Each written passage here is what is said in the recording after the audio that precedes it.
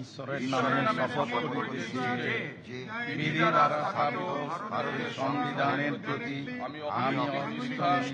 ও অনুসরণ করিব। আমি ভারতের সার্বভৌমত্ব ও অখণ্ডতা রক্ষা করিব। পশ্চিমবঙ্গ রাজ্যের মন্ত্রী রূপে আমার কর্তব্যসমূহ নিষ্ঠাপূর্বক এবং বিবেকসম্মতভাবে পালন করিব এবং ভয় বা পক্ষপাত প্রীতি বা বিদ্বেষ রহিত হইয়া সকল শ্রেণীর জনগণের প্রতি সংবিধান ও বিধি অনুসারে ন্যায় আচরণ করিব।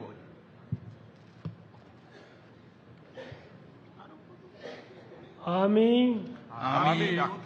অরূপ কুমার দাস ঈশ্বরের নামে শপথ করিতেছি যে পশ্চিমবঙ্গ রাজ্যের মন্ত্রী রূপে যে কোনো বিষয় যাহা আমার বিবেচনার জন্য আনিত হইবে বা আমি জ্ঞাত হইব, তাহা ওই মন্ত্রী রূপে আমার কর্তব্যসমূহের যথাযথ নির্বাহের জন্য যেরূপ আবশ্যক হইতে পারে তদ্ব্যতিরেকে আমি প্রত্যক্ষ বা পরোক্ষভাবে কোনো ব্যক্তি বা ব্যক্তিগণের নিকট জ্ঞাপন করিব না